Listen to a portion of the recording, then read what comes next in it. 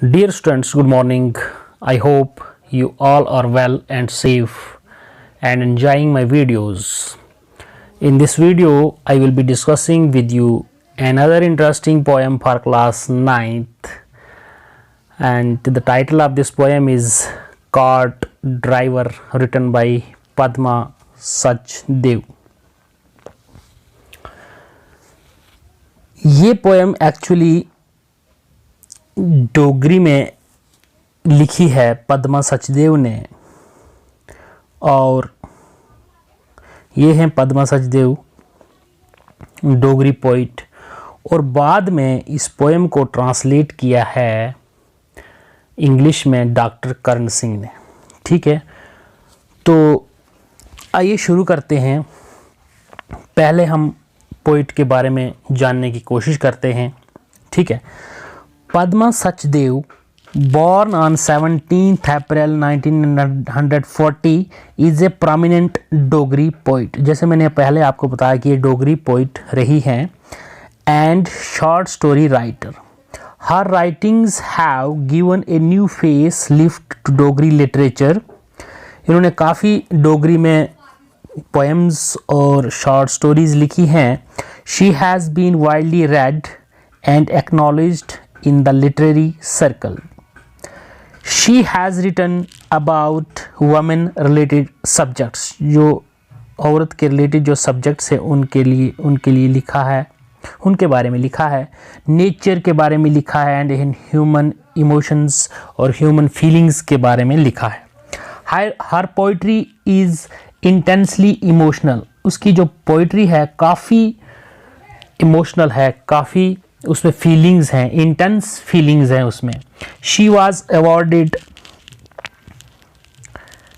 1971 साहित्य academy award भी उनको दिया है 1971 में, for her collection of poems. मेरी कविता के लिए, मेरे गीत इनके लिए। Her short stories have also made a mark in the field of Dogri literature. उसकी जो शॉर्ट स्टोरी हैं काफ़ी वो भी दिलचस्प रही हैं और इसमें डोगरी के लिटरेचर को काफ़ी उसने इन्हांस किया है। Besides 5 anthologies of poetry Padma has penned for Deewan Khana, Mitwa Ghar, painful experiences in chest disease hospital Srinagar. उसके जब चेस्ट डिजीज़ हॉस्पिटल में थे उसके पेनफुल एक्सपीरियंस जो हैं वो भी लिखे हैं उसने। Enriched the poet's emotionally and intellectually. ठीक है, तो ये पोएम किस चीज़ के बारे में है इसमें हम आगे पढ़ेंगे। The poem is about the love a mother has for her children. ये पोएम है जिसमें एक माँ है, माँ का जो प्यार है अपने बच्चों के लिए। ठीक है, इट इज़ एन ईर एटमॉस्फेयर। ईर होता है भयानक, डरावना, atmosphere that creates fear and dread. Dread means fear.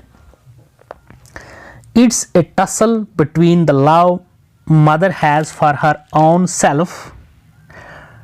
Tussle ये संघर्ष है, खींचातान है, हलचल है, किसके बीच में? The love mother has for her own self, अपने आप के लिए जो एक माँ का प्यार है अपनी जान जिस्म के लिए, और दूसरा the love she has for her children, और दूसरा अपने बच्चों के लिए, अपने यंग वंस के लिए जो उसका प्यार है। उन दो प्यार के जो बीच में जो हलचल है, टसल है, इसके बारे में ये पोएम है। तो ये एक बर्ड है, मदर है, और इसके छोटे छोटे बच्चे हैं। ठीक है, तो आइए समरी देखते हैं इस पोएम की। समरी में क्या है? This poem depicts the love of a mother for her young ones. ये शो कर रहा है, इस पोएम में बयान किया है एक माँ का प्यार अपने छोटे छोटे बच्चों के लिए। In the darkness of the night the footfalls of a bulbul are heard. Footfalls means पैरों की आवाज़। ठीक है, sound of the feet of a bulbul are heard. अंधेरे में, रात में बुलबुल के चलने की आवाज़ सुनाई दे रही है। It is moving it's steps in a very careful and cautious manner. बुलबुल जो है अपने कदम आगे बढ़ा रही है बहुत होशियारी से, ठीक है, आराम से। It is looking for food, और ये खुराक के लिए, खुराक की तलाश में है। फॉर इट्स 4 लिटल वंस, 4 उसके छोटे छोटे बच्चे हैं, उनके लिए खुराक की तलाश में निकली है। Who are in the nest, वो छोटे छोटे बच्चे जो हैं वो उसके नेस्ट में हैं, घोंसले में हैं। The Bulbul is moving about fearfully, मतलब डर उसे महसूस हो रहा है। It does not want to be noticed by anyone, वो नहीं चाहती है कि उसे कोई देखे, इसलिए वो क्या बड़ी कॉशियसली और केयरफुली जो है वो चल रही है। It hears a sound and gets disturb, जब वो आवाज़ कोई सुनती है तो वो डिस्टर्ब हो जाती है। It has a grain in its beak, उसकी चोंच में एक दाना है। And wants to reach its nest quickly, और चाहती है कि वो अपने घोंसले तक जल्द से जल्द पहुंचे। It's little ones do not no, अब उसके छोटे छोटे बच्चे हैं वो नहीं जानते व्हाट दिस साउंड इज, कि वो ये जो आवाज़ है ये क्या चीज़ है, किस चीज़ की आवाज़ है, क्या कोई खतरे की घंटी तो नहीं है। And continue chirping in the nest, और लगातार जो घोंसले में चहचहा रहे हैं, आवाज़ कर रहे हैं, ठीक है, शोर मचा रहे हैं, वो खतरे से बेखबर हैं, ठीक है। अब आगे है, it is the sound of a bullock cart, वो जो साउंड थी वो बैलगाड़ी की आवाज़ थी। पासिंग थ्रू द फॉरेस्ट, जंगल के बीच में से गुजर रही थी। The bulbul hides itself in the bushes, जो बुलबुल है अपने आप को छुपा लेती है, झाड़ियों के बीच में छुपा लेती है अपने आप को। द बुलॉक्स आर मूविंग, वो जो बैल जो है उस बैलगाड़ी को खींच रहे हैं, आगे बढ़ रहे हैं। But the driver is asleep, लेकिन जो ड्राइवर है, उस बैलगाड़ी का जो ड्राइवर है वो सोया हुआ है, गहरी नींद में सोया है। His eyes are covered with his turban, उसकी पगड़ी से, जो सिर पे वो पगड़ी रखता था, उसी पगड़ी से उसने अपनी आंखें जो हैं वो ढकी हुई हैं, कवर की हुई हैं। ही इज स्नोरिंग, वो स्नोर कर रहा है, यानी कि वो खराटे मार रहा है। इफ हिज हुक्का ओवरटर्न्स, अगर उसका हुक्का भी उसके साथ में है, अगर उसका हुक्का जो है वो ओवरटर्न्स कर जाता है, उल्टा हो जाता है, there can be a fire in the forest, वहाँ आगजनी हो सकती है, आग लग सकती है जंगल में।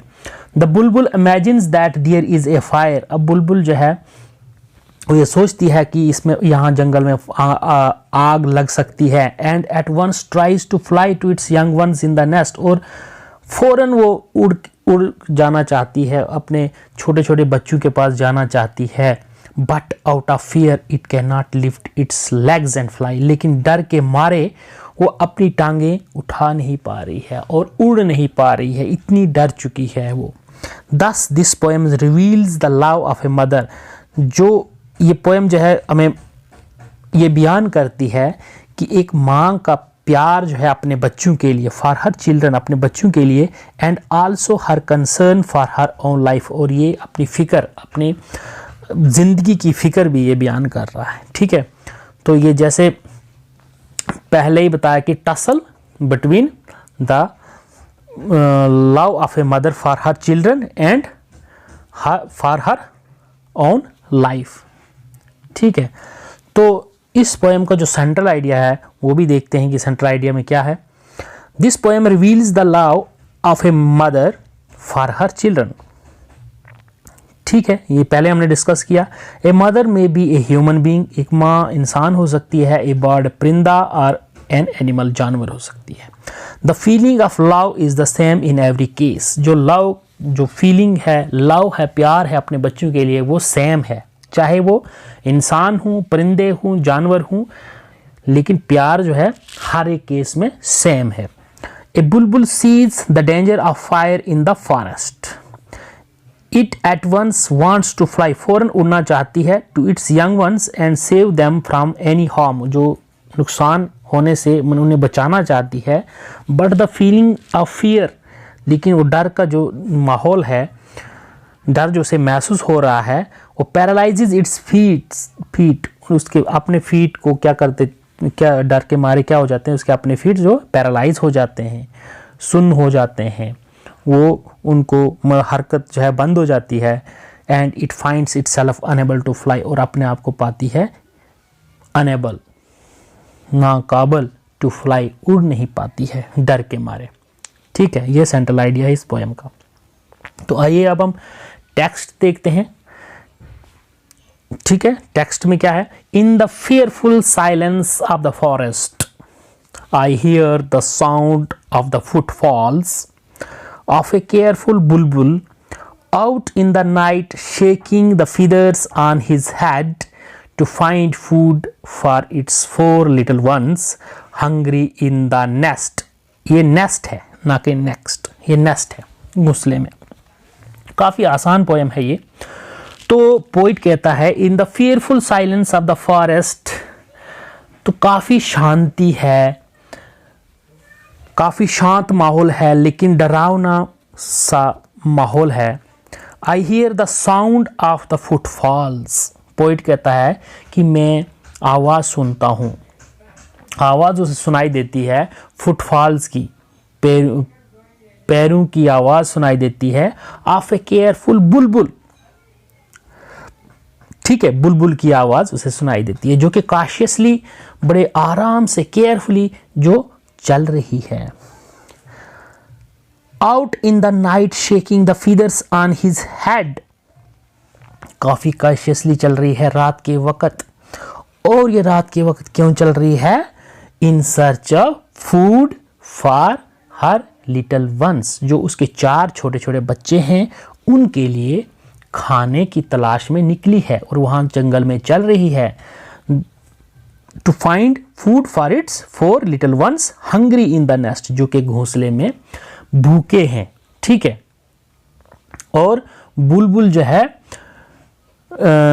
बुलबुल is shaking the feathers that are on its head, जो उसके सिर पे जो पर हैं वो हिला रही है, यानी कि कॉशियसली चल रही है। और कोई भी आवाज़ सुनाई उसको दे रही है तो काफ़ी मतलब होशियार है।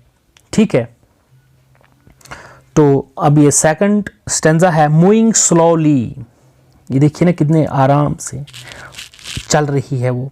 Afraid its ear prick to pick some sound somewhere, उसके कान जो हैं मतलब काफ़ी, मतलब वो इतने तेज़ हैं, उसकी आवाज़ जो भी उसको सुनाई दे रही है, काफ़ी कॉशियसली आवाज़ वो सुन रही है, कोई ख़तरा तो नहीं है, ये वो मालूम करने की कोशिश कर रही है।